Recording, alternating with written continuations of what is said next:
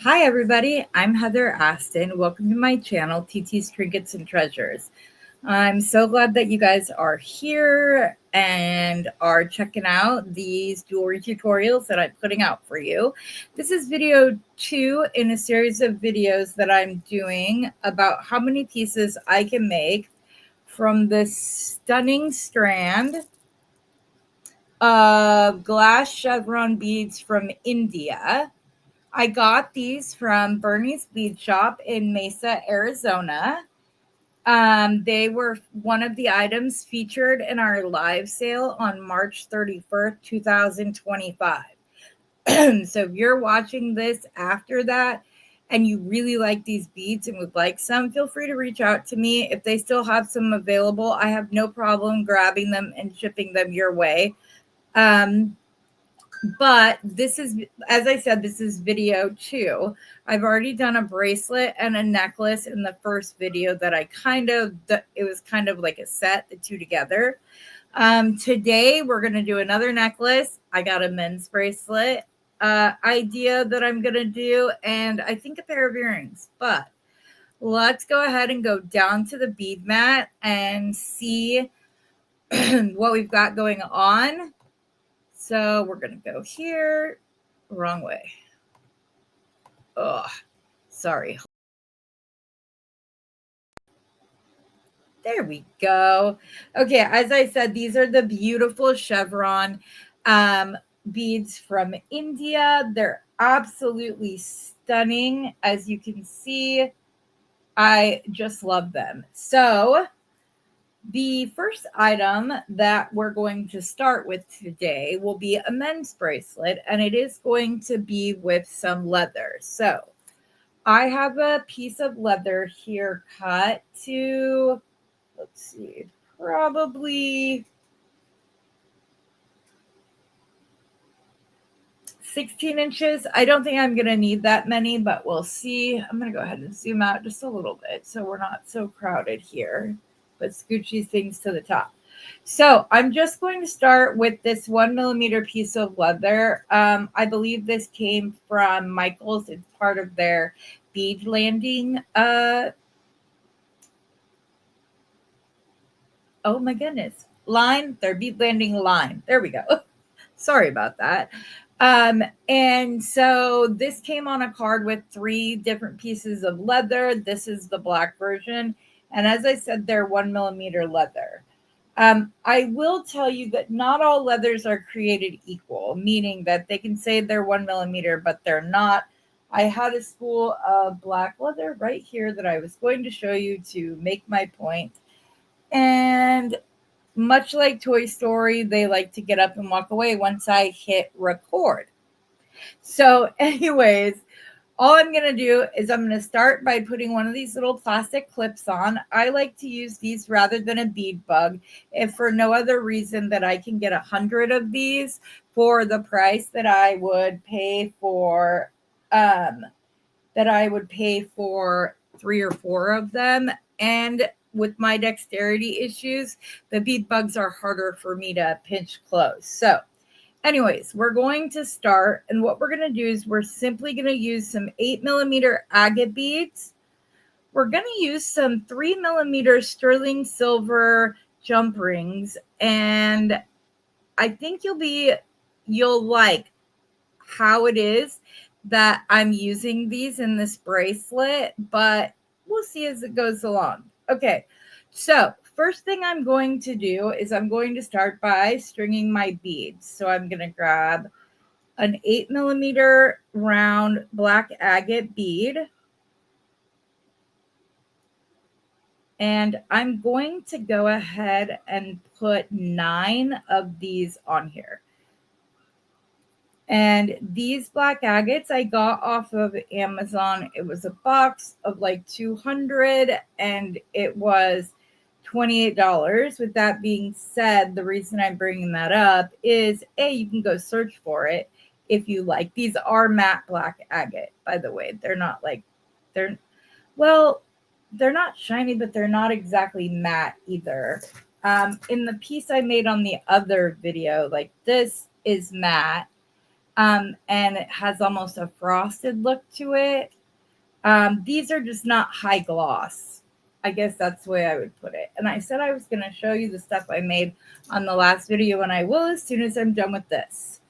So, like I said, we're going to go ahead and we're going to put 8 of these black agate beads onto our leather cord with one of the sterling silver 3mm jump rings. And as you can see, it just gives a little glint of the metallic without taking up any space on the strand or separating these black bead strands.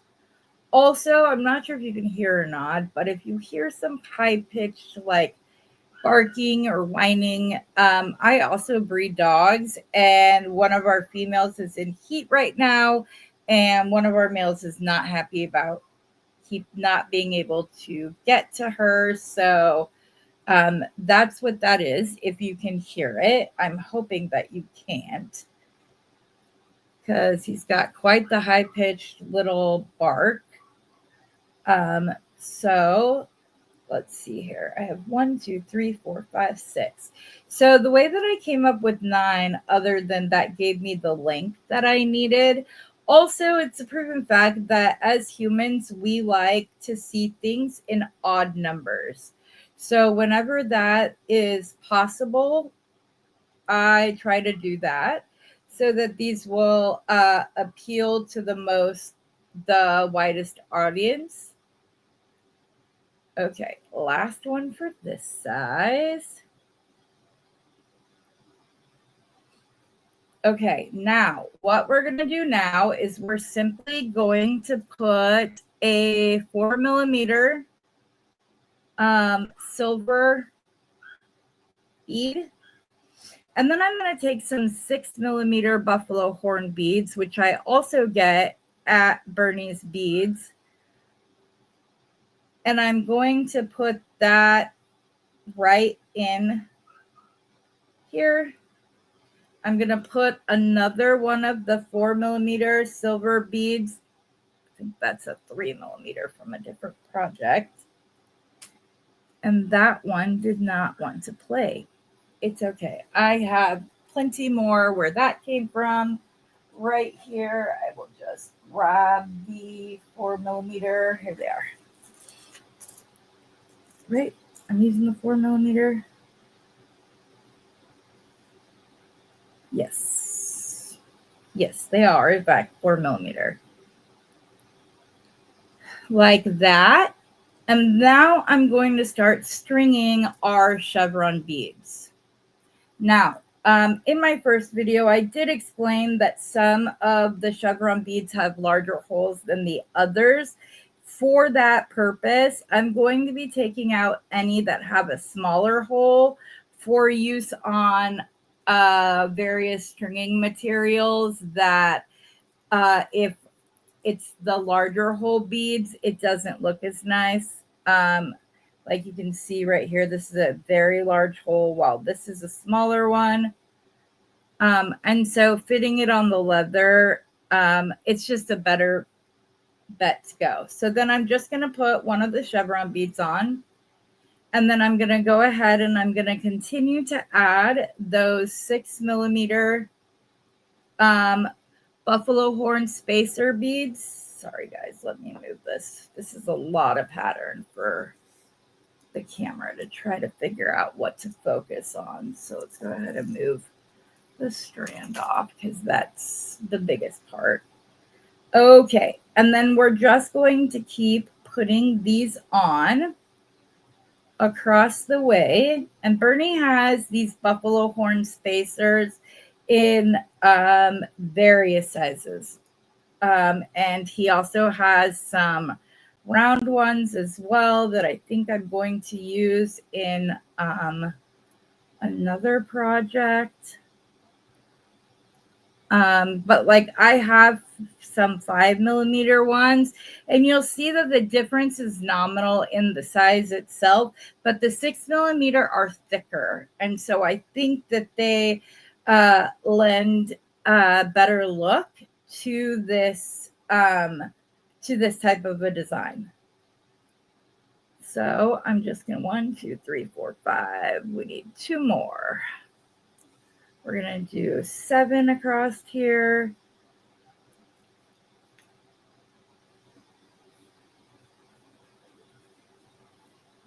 And you're just going to keep stringing on the leather.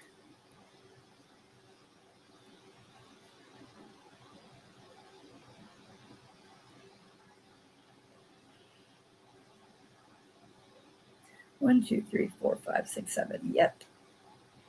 And then we're going to grab 2 more 4mm spacers and 1 more of the 6mm buffalo horn. And we're going to go across right here. And we're going to do the same thing. And the reason, as we did on the other side, and the reason I'm doing this is because this is the part that will sit across the top of the wrist. And so it's nice to have a transition from one set of beads, one kind of beads, one space, because every piece of jewelry is not just one continuous, it's not only one continuous pattern. It also can be smaller little vignettes on the necklace as you go. It allows for texture, visual interest. There are many reasons to do something like this on your pieces of jewelry. Plus, it sets it apart as different. So if you guys are selling at craft fairs or a farmer's market or something like this, this will definitely set you apart from the other people who are selling at the same farmer's market.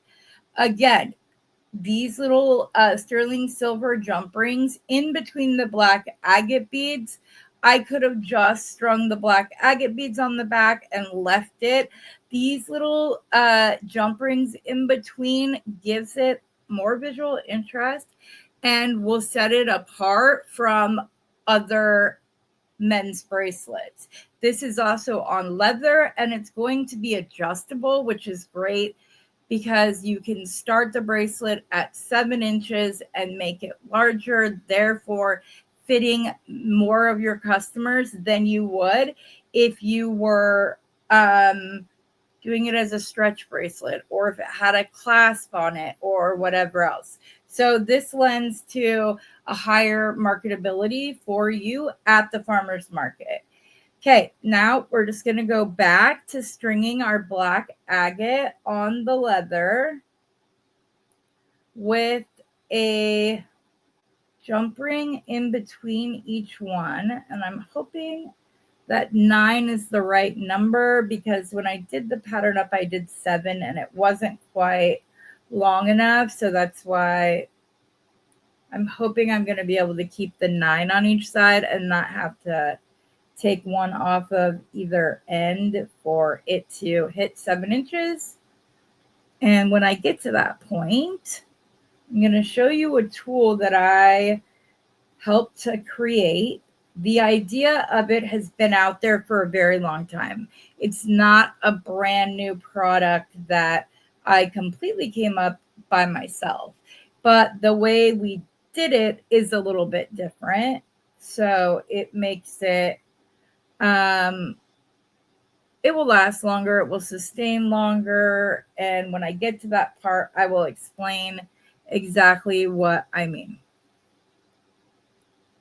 Like I said, not all of these beads have the same size hole, but 200 for under 20 bucks, you really can't beat that, and they're a great accent bead on any piece of jewelry that you could make.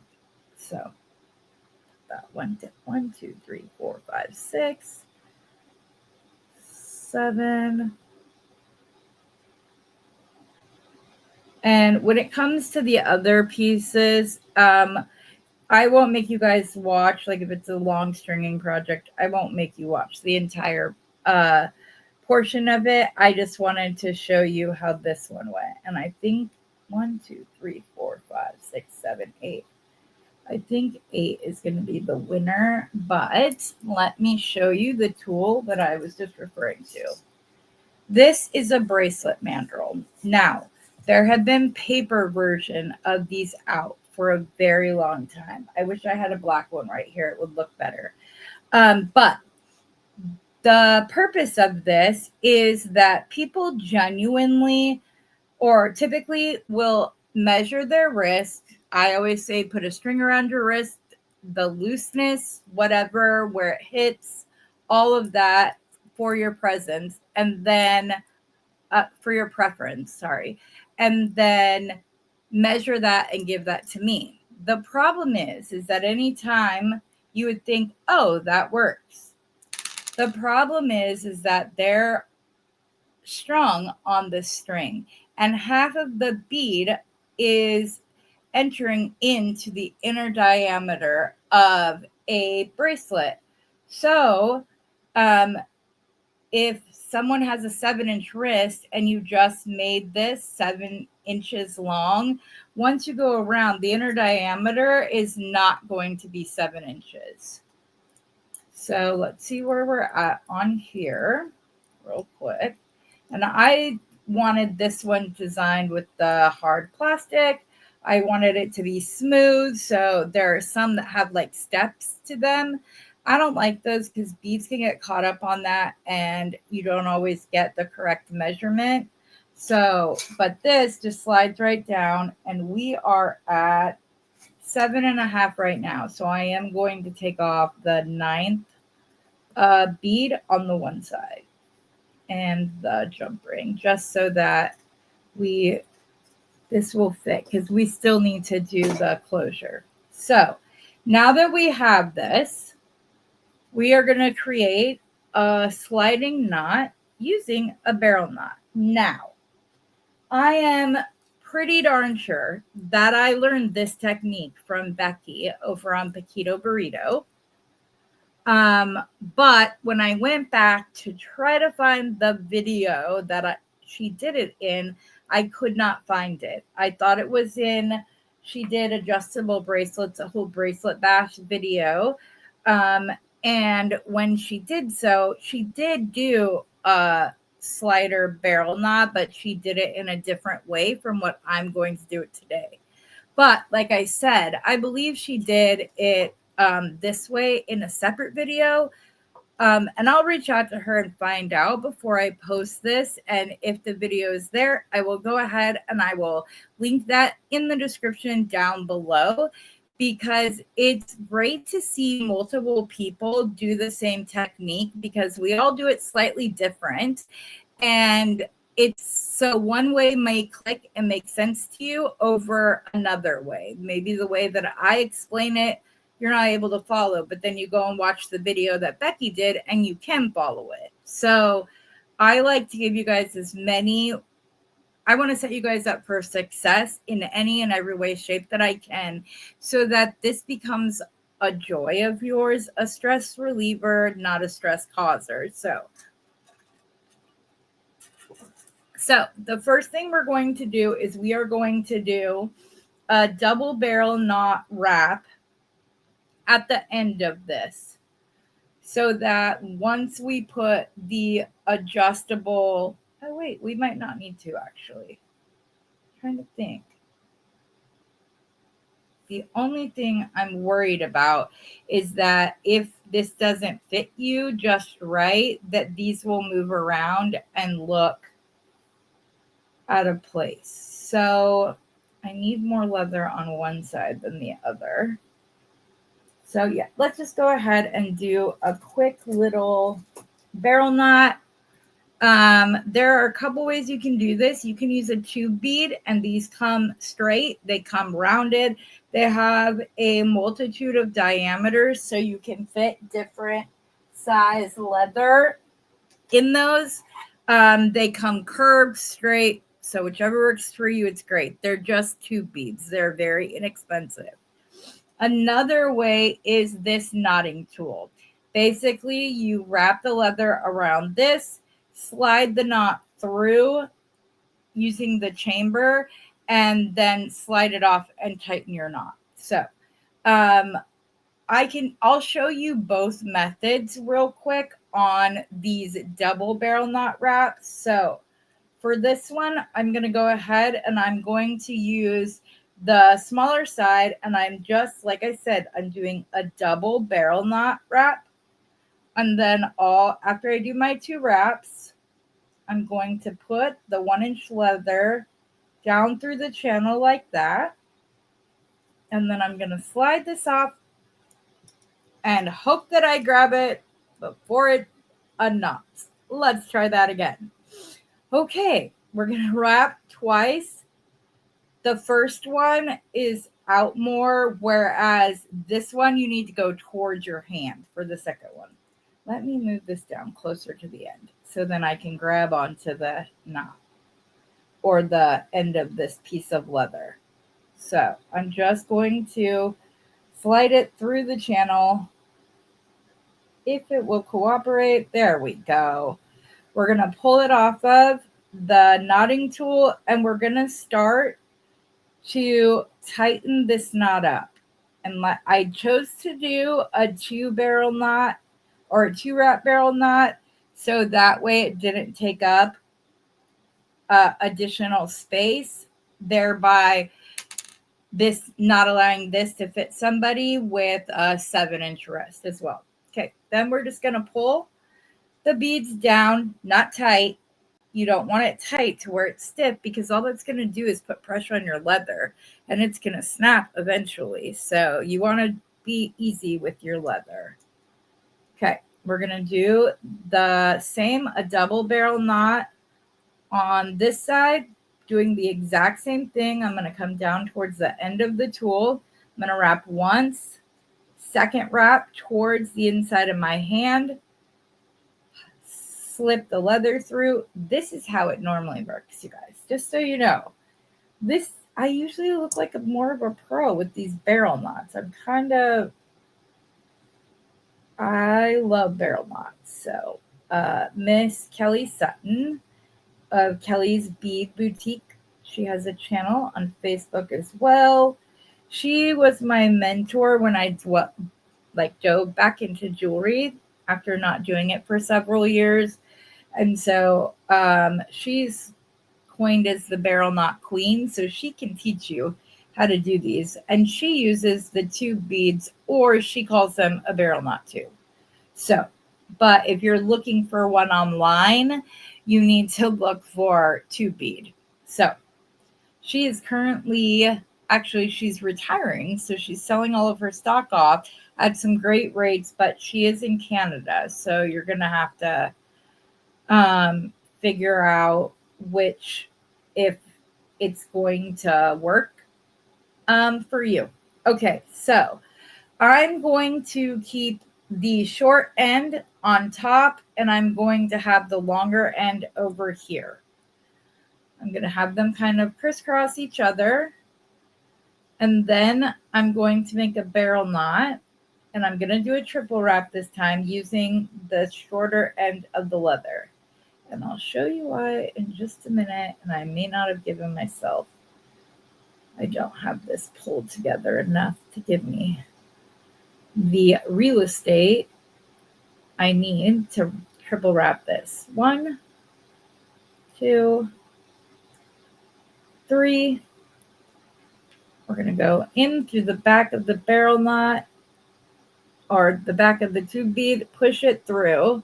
And since that was short, I'm going to be real careful right here. And then this shorter knot or shorter strand is what you're going to use to tighten the knot. Now, you don't want to make this too tight. And the reason is because the way it is now, if you pull the longer end, it will slide back and forth. But if you do this not too tight, it won't. So this is the barrel knot, but typically this is the strand of the barrel knot that you would use to move it up and down. And then the other one is to tighten it. So I'm just going to take advantage of this, leave it longer so that you can easily slide this in and out using the leather. What I will do is put a tiny knot in the end of this leather so that it can't get pulled out in any way, or the barrel knot won't loosen, because obviously we can't glue it. I'm going to go ahead and take this apart so I can show you this technique one more time. So just give me a second. I did it looser than I would if I planned on using the bracelet as is. Pull this out, and we're going to do this again. So we are going to crisscross these where they join. We're going to take the barrel knot tube, and we're going to create a triple wrap by rotating away from me. So once, now you're going to come towards your hand, twice, 3 times, and you're going to, I'm going to scoot the barrel knot tube down. You're going to put the end into the tube and push it through. Here's the knot. You kind of want to hold on to it, and you'll see your 3 wraps. Let me zoom this down a little bit so you guys can see better. Hopefully. You'll see 1, 2, 3 wraps, and then this is the one you're going to use to tighten the knot until it is tight enough that it's not going to come undone, but loose enough that the other strand of leather can easily move through it. So, and the more you practice this, the easier it will become. And then, like I said, rather than gluing this knot, I'm going to go ahead and put a tiny, just overhanded knot. Hopefully I left myself enough leather to do so. Maybe if I grab my, sorry, I hit the camera, guys. My pliers, I can pull them through. I can pull it through. Sometimes the smooth jaws work against us, people. Let's see if I can pull it through with these Xuron ones. It just does not want to let me grasp onto that. Hold on. I was trying to use a smaller tool, but looks like I'm going to have to try it with these ones, my bigger Comfort Care, which is not a problem. It's just, okay. So I'm going to try to put this knot. I was trying to make sure I had enough leather on the other end, and I ended up instead shortchanging myself on this end of things. Because I also don't want to damage this leather to the point that it's really bad or that it becomes weak or whatever else. We don't want that. That's the last thing we want. So I think I got it this time. There we go. And I want to kind of walk the knot up to the end of this barrel knot as far as possible. Oh, I thought I snapped my leather, but I didn't. And then you can trim this if you want. And if you want to put a dot of GS Hypo right here where the cord comes through, you can. I do recommend that you use a glue like GS Hypo because they dry more like rubber cement. You can still move. They can still move. Whereas when you use like a super glue, it dries hard, and then with movement, it will crack and flake off, including taking the color of the leather off. So you don't want to do that. Now, how long you leave this other end is all about where you're going to need it to be able to slide so that you can fit it over your hand. Now, I have found that that is usually about 1.5 inches larger than the size you want. So I have this, here, let me pull it tight and we'll verify real quick just how big this is as is. Oh, this is already at a 7.5, pull tight. So I shouldn't need to go much longer than this. I could have probably left these two ends off and just had 7 black beads on either side. So that's something to take into consideration if you were to decide to make something like this. But so all I'm going to need is about that length. That's all. Not very long at all, because like I said, they only need to be able to roll it down on their wrist and then be able to pull it tight. So once I get to that point, I'm just going to do exactly what I did at the end of the other one. If you wanted to put a little bead on here, you can. Just remember that that's going to take up length for being able to slide it on and off your wrist. So and if you did that, I would recommend that you do it. So, oh my gosh, where was I just going with that?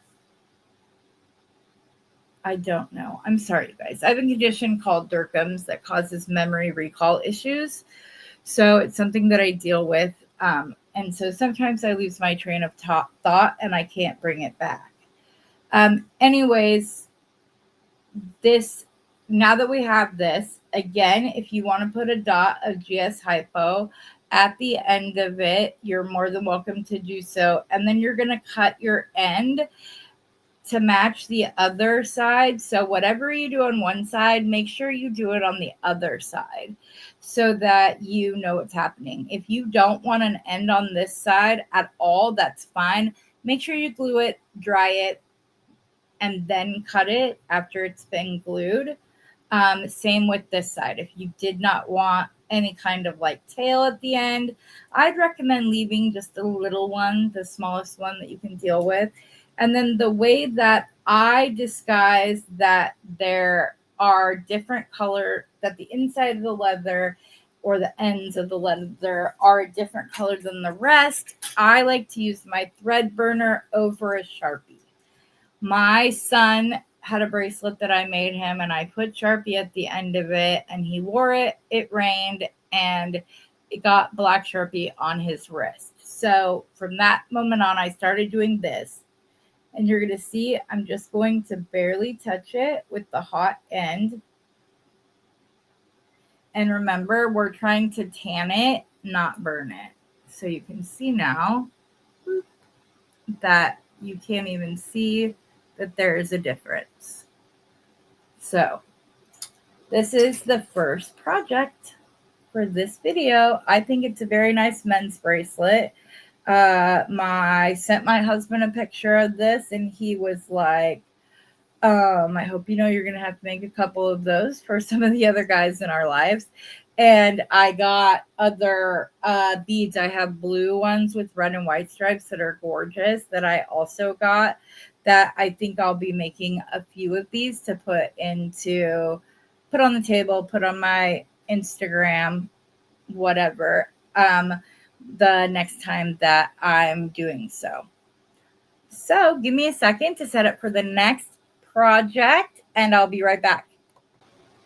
Okay, I'm back. In the time that I was away from you guys, I did get in contact with Becky, and she did in fact do the bracelet tutorial, and I will link that video in my description box below. So again, you can see the technique done by more than one creator, because we never know what's going to click. Now, this next bracelet, I'm going to use these 2mm little crystals that we got in one of the dollar bead boxes. I cannot think of which one it is. I apologize for that. These came from Bargain Bead Box. They were in their Desert Sands box, but they have several colors that they do with this. I'm going to use this black teardrop and possibly this. Oh, this is the one that's more orange than red. Possibly this glass bead, both of which came in Sam's Bead Box Broadway Bound box. So this is going to be my focal in one way or another. Now, This is going to be a double strand necklace that will have some chain up the back. I'm not really using a lot of metal in this necklace. I just want it to be the beads, and I want you to see just how beautiful it can be. So again, I'm going to be using the chevron red, black, and white glass beads from India. This is what the top looks like. And on the side, you can see that it has various shades or shapes. Come on. Hello, there you go. Various shapes to create the stripes on the side. And I cooked with turmeric last night. That's why my thumbnail is yellow. Sorry about that. Anyways, and then we are going to use some more of the Buffalo Spacer rondelles, but we're going to use the 5mm this time. They are a bit smaller and quite a bit flatter. And then we're going to use these again. And these are fossilized coal rice beads, which I'm obsessed with now and feel like I need all of them. So I'm going to start by putting one of my little clips on either end. Let me see if I can guesstimate how much. Honestly, this is determined by the amount of fine soft flex that I had left. So that's 12. It's probably 22 inches of soft flex in fine with the satin silver.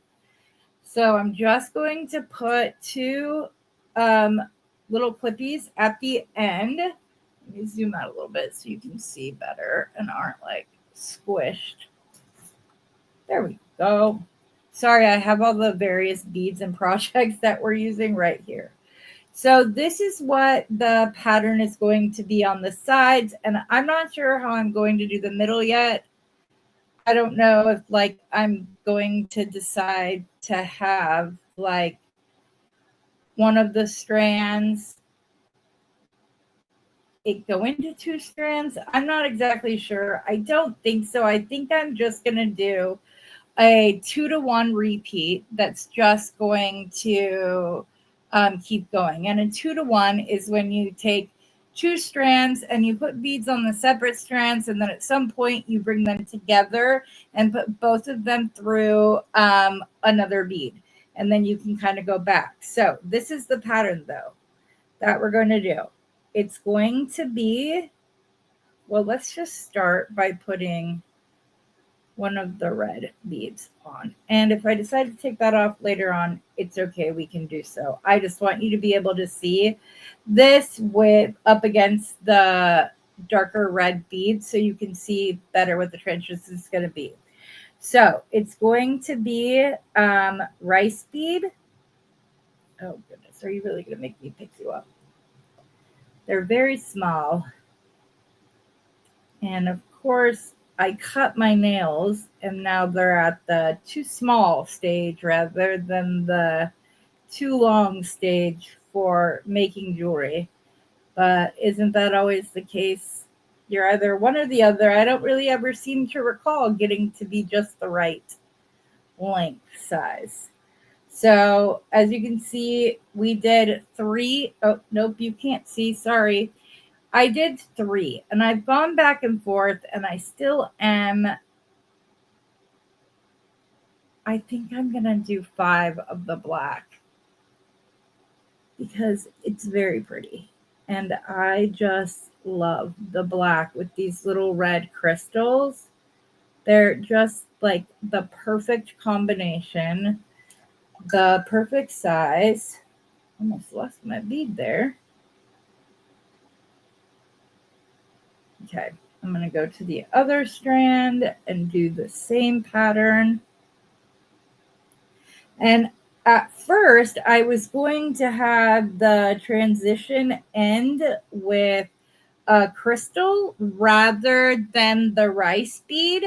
And the reason I changed it is because the way that the rice bead tapers, it's thinner at the bottom when the two strands come together than it would be if the if it were the two crystals side by side, so they wouldn't have they weren't sitting flat when I did it.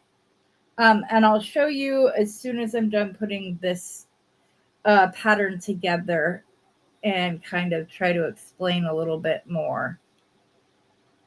Come on, where's the hole? I love the itty bitties, but sometimes they're a little stressful.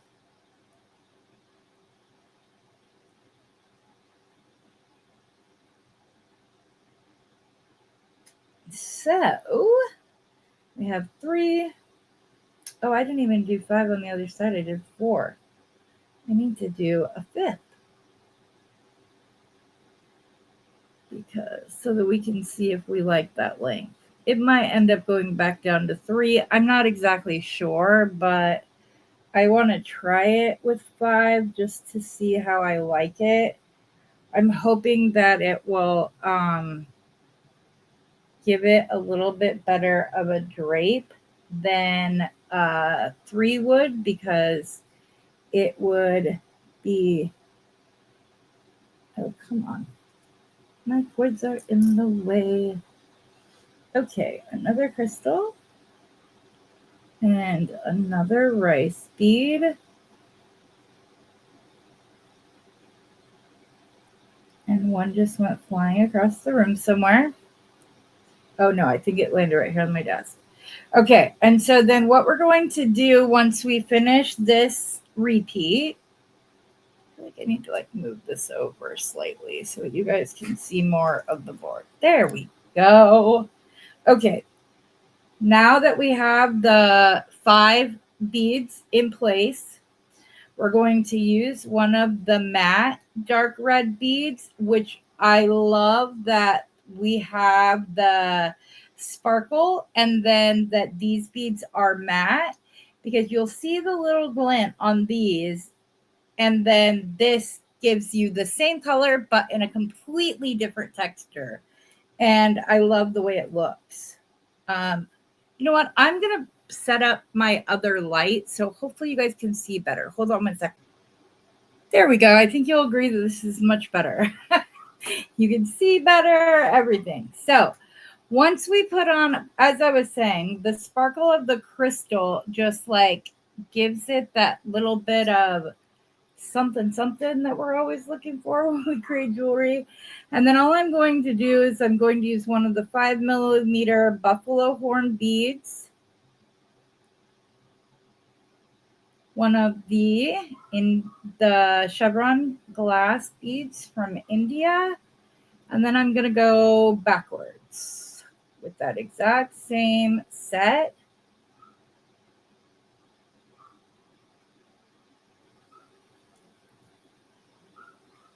And then I will go back to pulling the strands out. What I was talking about is, do you see how at the end of the rice bead right here, I don't want all that to fall off, so how it tapers in, and because it tapers in, it allows it to kind of go out at a little bit of a kink and even separates the 2 strands a little bit. If I had the crystals next to the larger red bead, there wouldn't be enough room for it to do that. And you would have seen the wire, and I would have wanted to use the Soft Flex in garnet, their garnet color. But in order to do that, that's a thicker wire, and it wouldn't have had like the same, totally making up a word here, drapeability.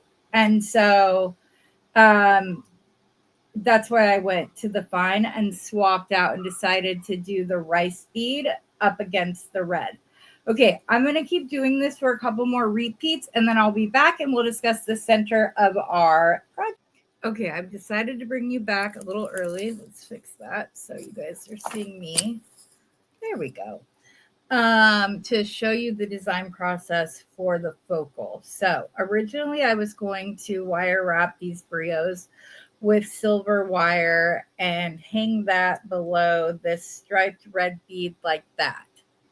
And that's what I was going to do. Maybe have one of the Indian beads on top. Wasn't sure. Then I remembered I have these stunning black tassels and pulled that out. So now I think this is out, but I could use those for earrings very easily or another shorter necklace project, whichever. I'm not 1,000% sure that I'm still going to use this, but I'm going to see.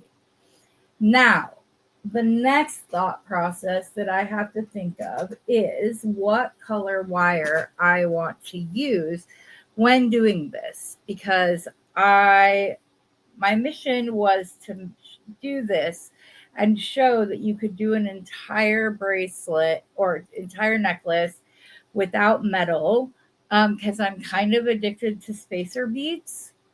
So I like them between everything. And yes, I'm using spacers right here with the buffalo rondelles. So I didn't want to go there. Now, I have I think I have black wire somewhere right here that I had just grabbed. And if not, I have gunmetal wire right here that I could use to hopefully disguise. Here, hold on just a second. Let me. Of course, the second I hit pause, it jumped out at me. So I also have stainless steel. Now, this is nylon coated wire, and I'm not typically a big fan of it. The reason I'm considering it for this is because it's going to blend in and not stick out as like the only metal.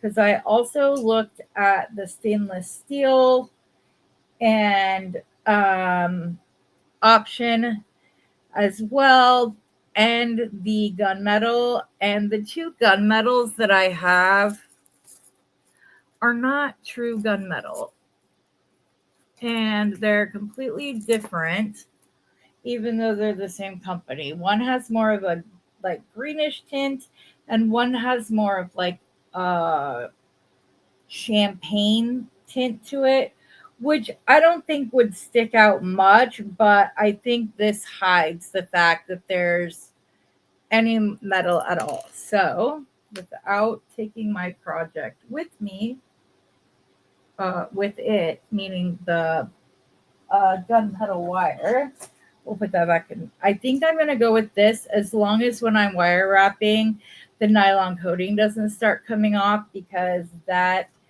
is just a huge pet peeve of mine that I can't stand when using nylon coated wire. Okay, so get rid of this too. Don't need that. Already enough stuff on our bead mat. Okay, let's see if I can get some of this out of the way so it's not annoying my camera. Okay, so here's what I'm thinking. I'm going to cut off a good distance because I don't know. So I'm going to say this is probably 6 or 7 inches worth of wire. I'm going to start by making a small wrap loop at the end. I only want it big enough for this, for the top of the tassel to fit through. Again, to hide and disguise that I've used it at all. So in order to do that, I'm just going to fold over the top of my wire. I'm going to grab my Beadsmith micro round nose pliers. And like I said, I only want it big enough for the top of this tassel to fit through. So on here, that's maybe a quarter of the way up. At least I hope. Yeah, that should be fine. And then I'm going to take this off. We're going to open up the loop. I'm going to slide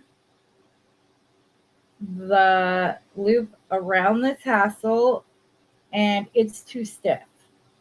So that's not going to work. Let's open the loop back up. I may have to cut another piece of wire because this was just entire. Yeah, this is, I was hoping, well, I don't know. Let's see. I go up a little bit higher. Can I still bring it down and under and have it look like it? Aha! I was able to. Not the prettiest loop ever, but it's a loop nonetheless, and it will do. So I'm just going to pop my tassel on, and now it flows. which is all I wanted. I'm gonna grab my bent chain nose pliers, grab onto the loop, and grab my other pliers. And I want these right there. And that wire's over the top. We're gonna come around once.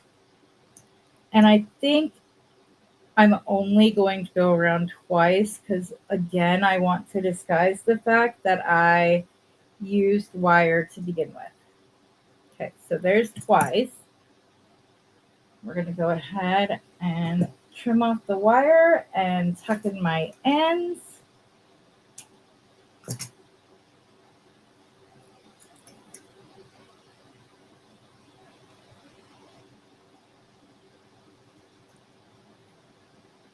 Okay, move those off so you guys wouldn't believe. I'm sure you would actually. I was gonna say you guys wouldn't believe the amount of tools over here right now. Okay, so here's what I'm thinking. I'm thinking that if I take one of these buffalo horn rondelles and place it on first, like that, it kind of acts as a natural transition. And then we can put one of the chevron beads on top of that. Or is that too much black on black? Here.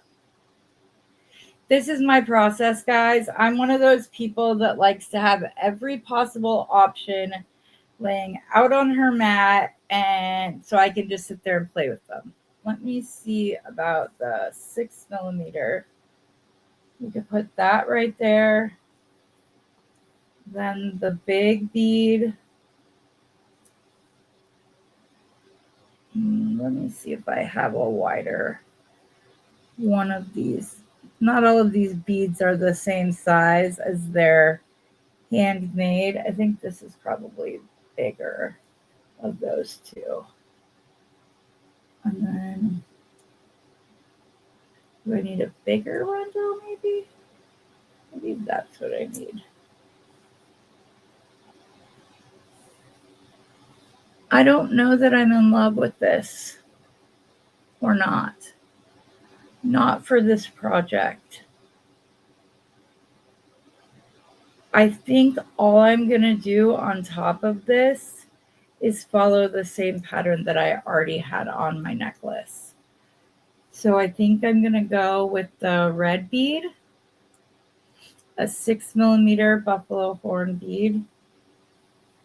Well, we use 5 on this, but I'm going to use 6 on the focal, unless it just looks weird. Yeah, I don't like it. Too thick. So we'll just grab one of the 5 or the little ones. I don't even think that. I think that's the 6. Sorry, I have every buffalo horn bead out on my mat in some way, shape, or form. Yeah, I think I just want to do exactly what we've been doing through the rest of the necklace and just use the KISS method, which is keep it simple, sister. I don't say the word that you're really supposed to say. And then I'm just going to do a wrap loop on top.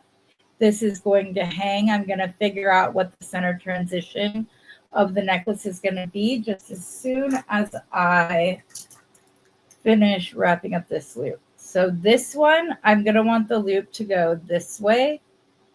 So instead of seeing the circle itself like you do down here, I'm going to go, I believe it's perpendicular to this. And I'm just going to put how my bent chain nose pliers for about how many wraps I want. And this should be 2 wraps of this black 20 gauge wire should fill that in. And again, I'm trying to keep it really this is the other reason you don't get a really curved thing. And then again, I'm going to keep it small, the loop. I'm going to pull it through, make sure it's straight up like a stoplight, a lollipop, whichever adjective or descriptive you want to use. The other good thing about this nylon cord is it will be easier on my bead stringing wire. Should I wrap it around? Ooh, I think I'm going to do that because that was kind of cool. Okay. So it's going to be a little bit more involved than I thought it was.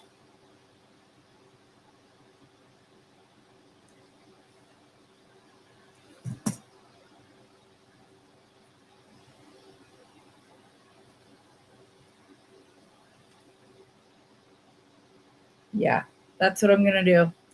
That little bit of twisting with the black wire was exactly what it needed. It just adds, it will just set it apart from the rest of the piece, making it, I don't want to, like, worthy of being the focal. So I often think it's like the focal piece is being just what it's called, the focal. So it needs to be as I like it. I like it a lot. Okay, now let's figure out what the transition in the middle of our necklace is going to be. So right now, as of now, let me zoom out a little bit so you can see a little bit more of it. I have 3 repeats going. So if this is going to be the center of our necklace, first of all, we need to move that up. We need to figure out how we want to transition to this. And I think the way that I want to accomplish that is by doing this, but, well, maybe. Hold on, because I just had a thought. What if I use these 5mm black rounds?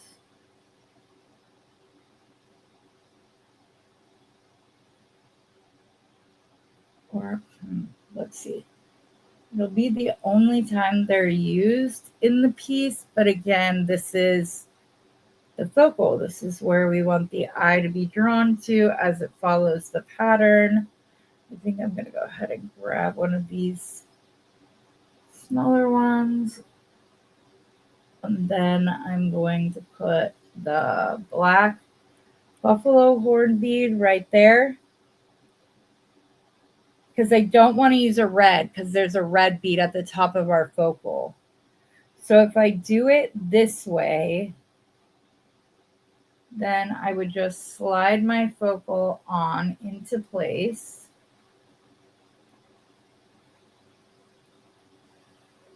And if I was using traditional wire, I would be more concerned about this on the Softflex.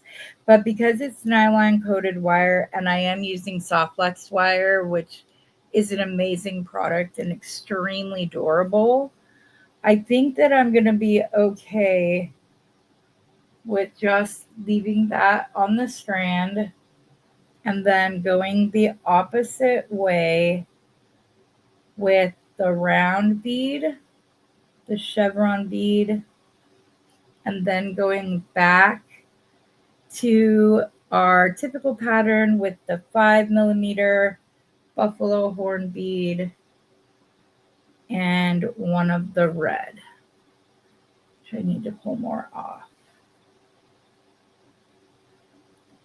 Let me see what I think once I get it all on there.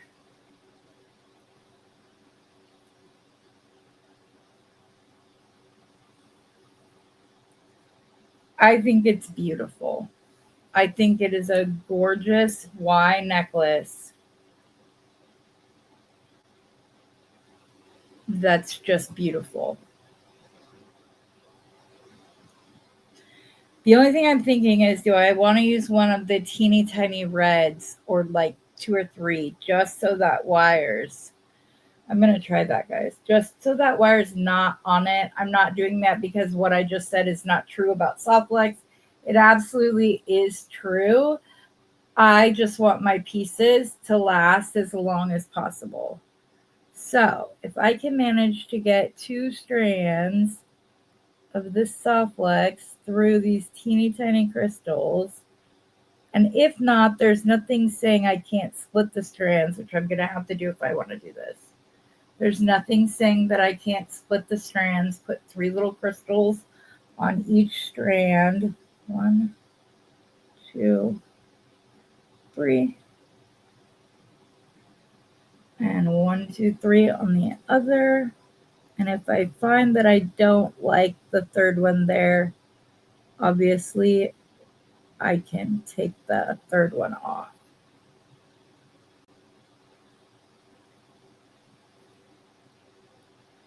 Yeah, I think I am going to go ahead and take the third one off. And actually, I'm going to take the second one off too because I should have strung my... Well, I might not have to if I can get the focal to go over a crystal at different points. What I mean by that is if I try to fit one strand through with the crystal by itself,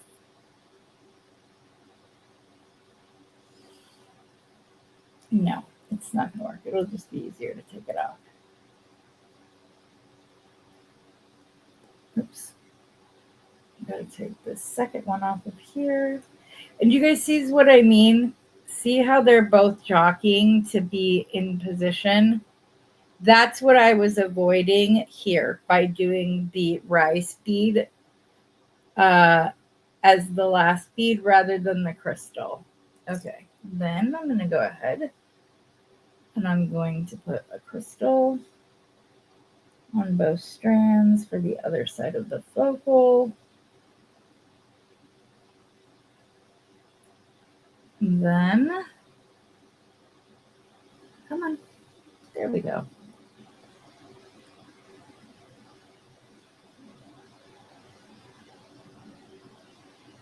I might just do it on the bottom strand only because they're trying to fight for position, especially right here next to the, let me see. This is my design process. If you guys would rather I just skip this part and say, here's how to do it, let me know in the comments and I will absolutely do that. I do think I'm going to only do it on the bottom strand of the soft flex. I really wish I could get these both in here. Okay, so I'm going to do that. I'm going to finish the pattern up the other side, and then I'll come back and show you how we're going to end it out. Okay, guys, here we are. We're coming to the end. I love the way it looks. It's so slinky and drapey and a bunch of non-real words that I wouldn't know how else to describe this with. So here's the thing. I'm hoping I'm going to have enough to do the same thing that I did at the center, or I was going to. But do I just want to use a gunmetal toggle?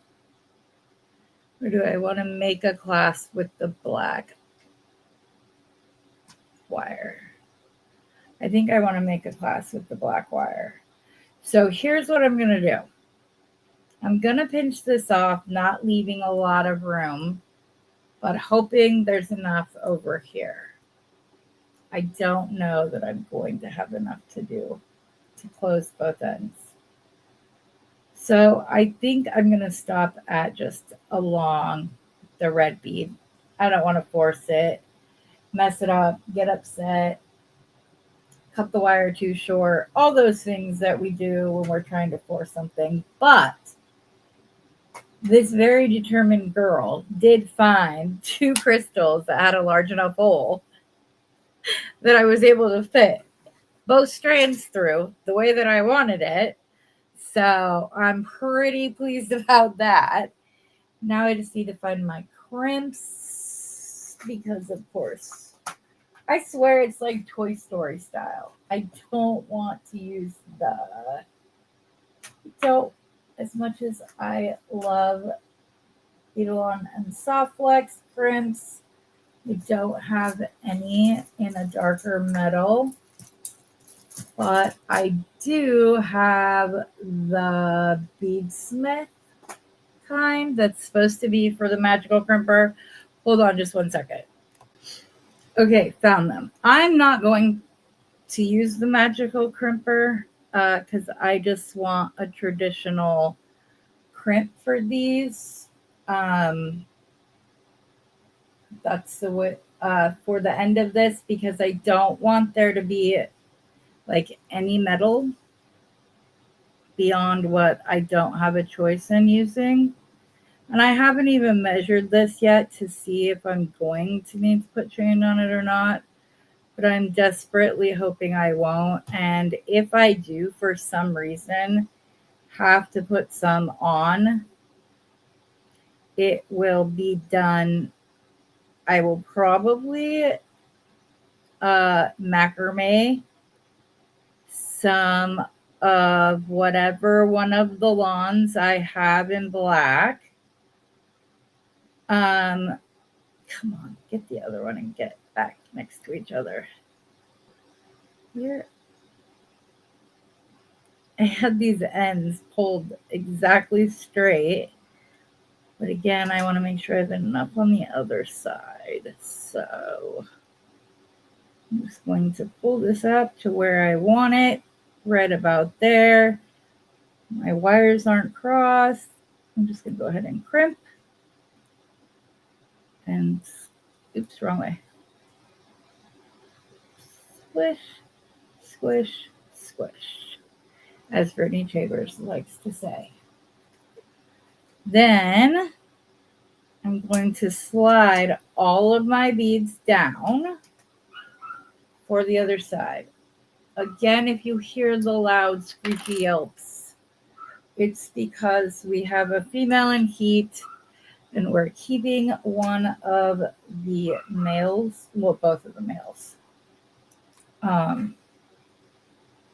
away from her right now, and he's not very happy about it, as I'm sure you can imagine. Okay, sorry guys, I was trying to get all of that down. I need to grab one red bead to put on the end.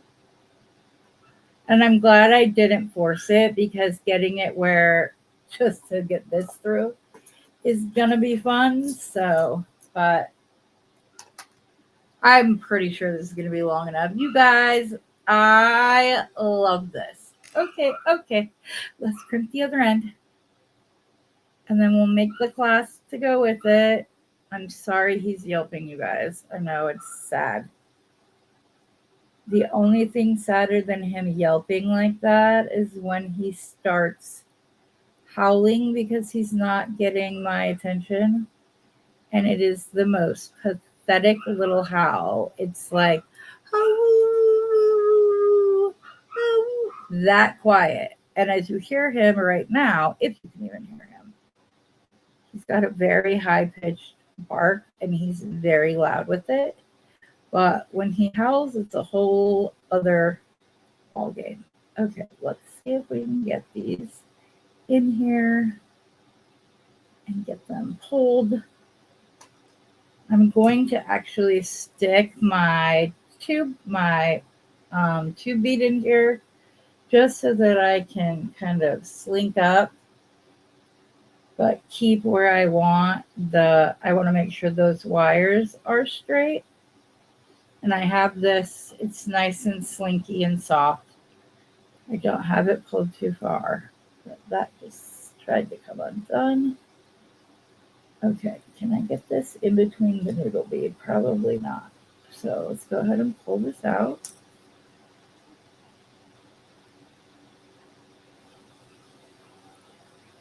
Get that right in the little notch, fold it, crimp it, and it did not go in the little notches. There we go. Hopefully that's enough to get it to fold in half, and it absolutely was. Okay, so now we're going to cut off the excess wire. And yes, I know I didn't need to leave both. I didn't need to loop both of them. I just chose to so that I have two strands where the nylon jaw is going to, or the nylon wire is going to be going through. So I just found it was better, kept them even. If you don't like that look, by all means, cut one of them off. You could even cut the loop off after the fact. And now that I'm saying that, I'm sitting here thinking, okay, well, is that what I want to do? So the first thing we're going to start with is my favorite little closure that I've been doing as of late. So that will be one side. And for that, we only need a couple of inches. And in case you guys don't already know this, if you saw me fumbling, I was looking for these. I hate to cut wire off of any spool, wrap, anything without my double flush cutters because I'm like, oh, it's going to be wasted. Anyway, so we're going to go down and we're going to get the tip of the plier right there. If you want to give yourself a little bit of insurance, go into the box joint of your pliers and flatten it slightly. Then you can get in really tight and twist the first loop. And you're going to leave that just as it is. Then, depending upon what size you want the loop to, you want the other side to be to allow room for your closure to go through. That's the step you're going to do. I think I'm going to do the third step. So I'm going to face the P away from the third step. I'm going to wrap this all the way till it's flat. Then I'm going to open and twist this ever so slightly. And you don't want to go too far because the whole point of this is I'm going to wrap this piece of wire around here twice, therefore giving this loop a little nest to like set in.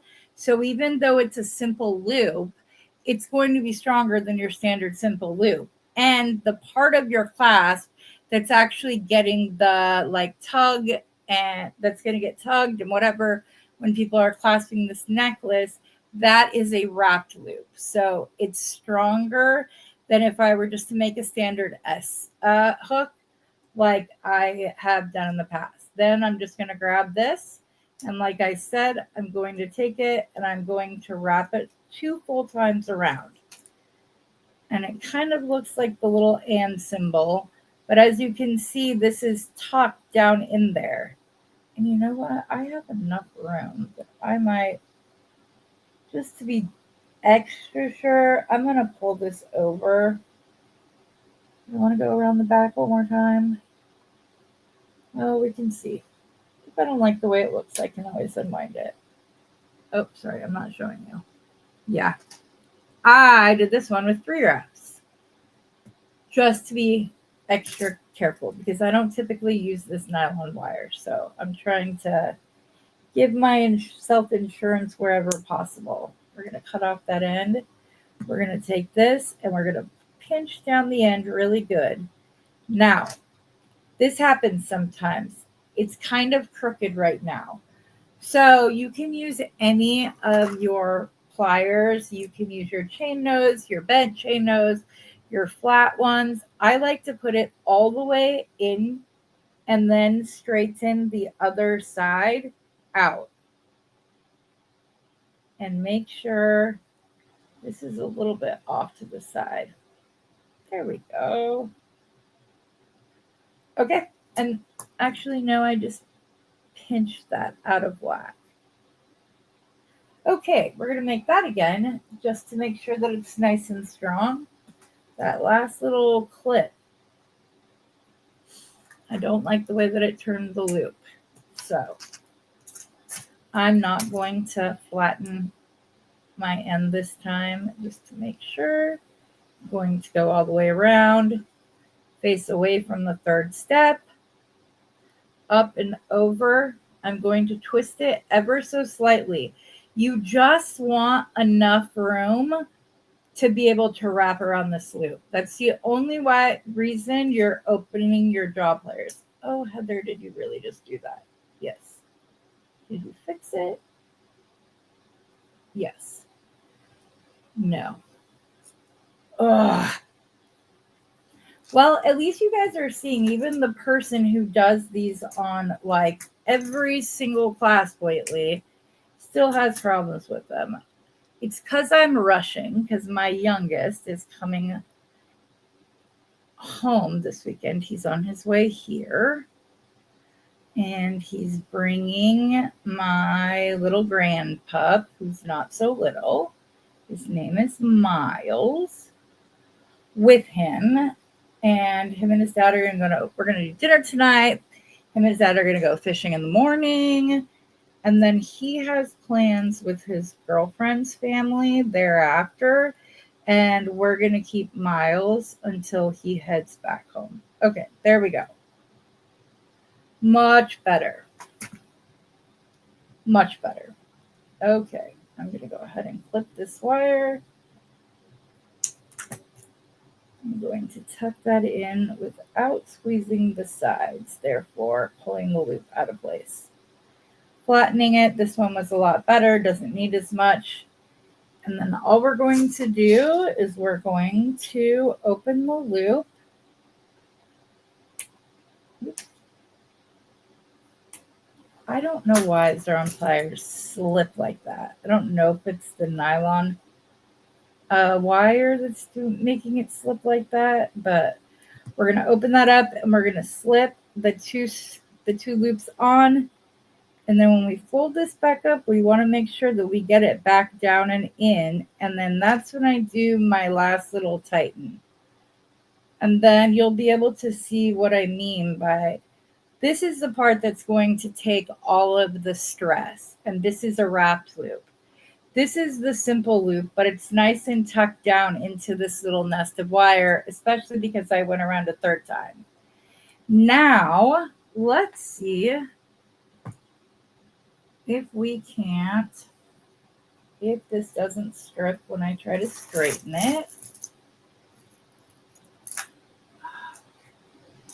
Let's see if we can't still use this strand of wire to make the hook part of our clasp. And the nylon coating did not come off. So I'm just going to clip this little end off and flush. And all I'm going to do is I'm going to do a tiny wrapped loop right here, hardly anything. I'm going to go down, be down towards the end of my pliers, up over, rotate your pliers to where they're facing the mat, pull this piece under, straighten up your loop till it looks like a stop sign and looks centered on the straight wire. If this ends up pulled up here, pull it back down straight, take it off your pliers. Now I'm going to open this and I'm going to attach it to the other side of my necklace. I'm going to close it again, and I'm going to wrap up that loop, not with the Xeron pliers, because I don't want it to nick the nylon coating. Where are my other pliers?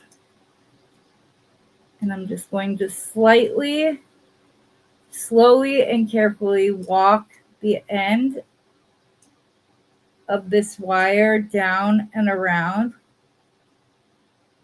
with slow, intentional movements. Now, it's not all the way tucked right now. I'm going to leave it like that until I make the hook, and then we'll fix this. Now, for the end of the hook, I'm going to go ahead. Actually, you know what? I think I'm going to flatten this.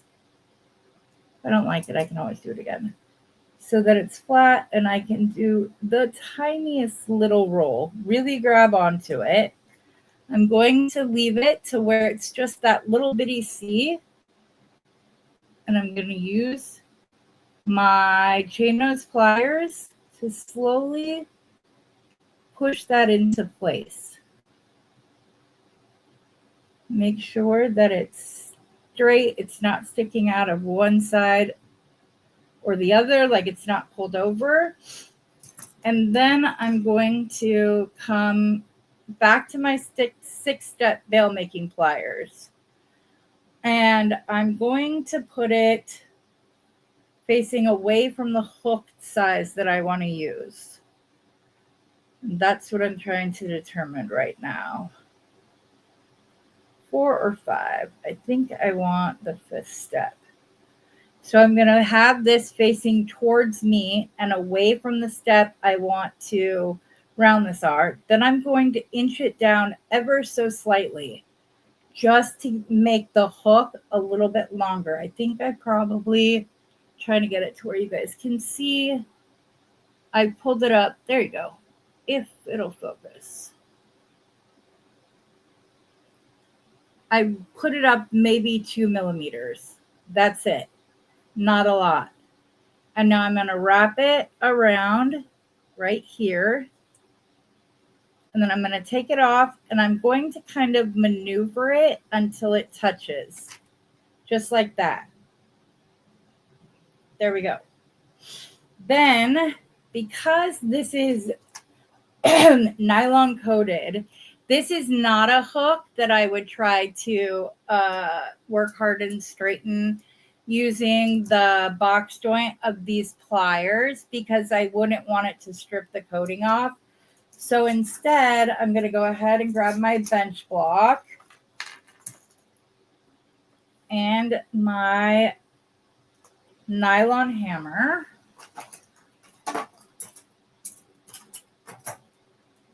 This one, and I'm just going to try to keep the hook right on the edge where before the wraps start. So the wraps are right there up against the edge. And then I'm just gonna hammer it. I'm gonna flip it over, do that again because we don't want to risk the integrity of those coils. And I'm going to hammer again. Just a couple times, just so it's strong. I prefer to use 20 gauge for clasps or 18 gauge for clasps, but this will definitely work. And you guys, here's the finished piece. Oh, I got to get it so you can see the whole thing. I'm obsessed with this. We've got to take time to admire our work, pat ourselves on the back when something that was in our mind comes out and ends up as you saw it or better than you saw it. And for me with this, it's better than I saw it. Okay, I'm gonna go ahead and get that last little bit off now that the hook is in place. So there we go. All good. I'm obsessed with this, you guys.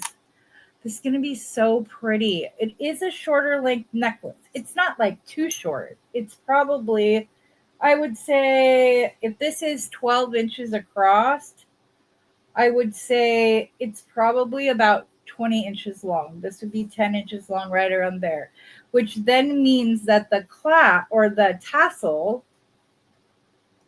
is going to hit and stay up on your chest rather than further down.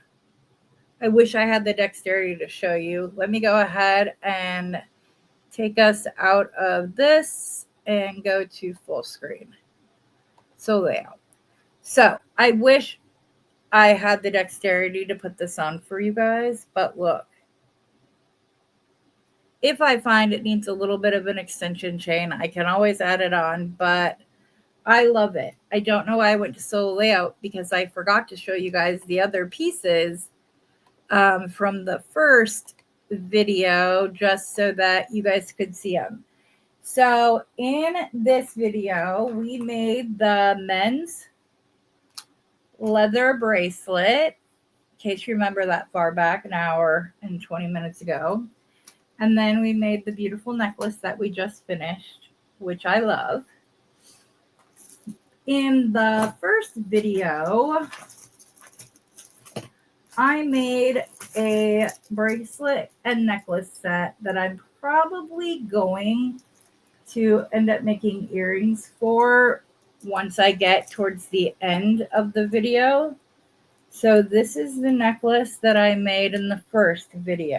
I'm going to turn it so you can see it better. And on the actual pendant, there is a heart, a lock, and a key. And this is black and gold Amazonite. So all of these coin beads are Amazonite. You just probably wouldn't know it unless I told you. Hope you're not hearing the bass of my neighbor's truck. Anyways, we made this, and this is the bracelet I made to go with it was kind of the jumping off point for today's necklace. And I just love it. So this could easily be worn with the other necklace if you wanted to. Absolutely. I'm going to try to make them cohesive but different. So I have another necklace idea. So I'm saving earrings for the end so that I have as many of the glass beads as possible. And after 2 necklaces and 2 bracelets, we've still got quite a ways to go, guys.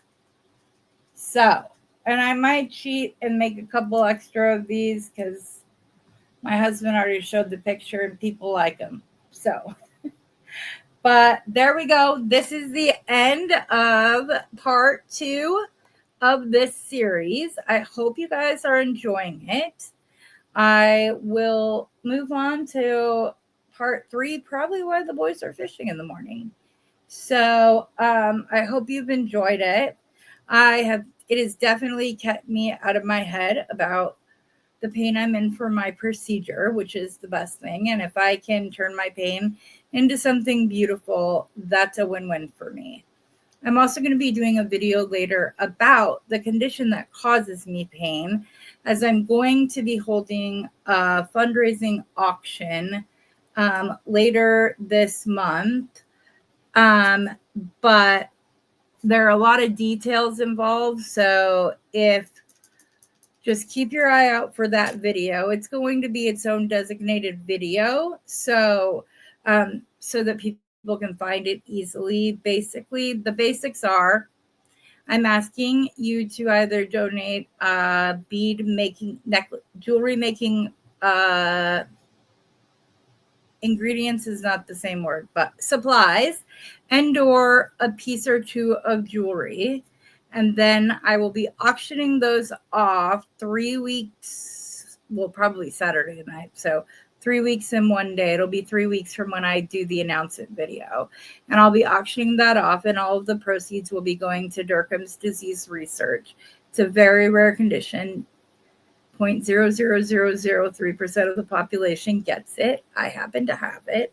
And it's not only difficult to find doctors who know what it is, once they've read about it, it's difficult to find doctors who are willing to treat it because it is so unknown. So there's a research project that's starting up in 3 weeks, and I want to be able to donate funds to them in order to allow them to keep it going.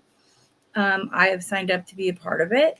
So it's something that I'm very passionate about. When it's my time, my family knows I want my body donated for medical research. And because I have this rare condition, it's more of like a priority thing. So they are very happy I signed up to do that. But it's something that I want future generations to hopefully be able to be treated better, and be able to just find treatment, not to go as long undiagnosed.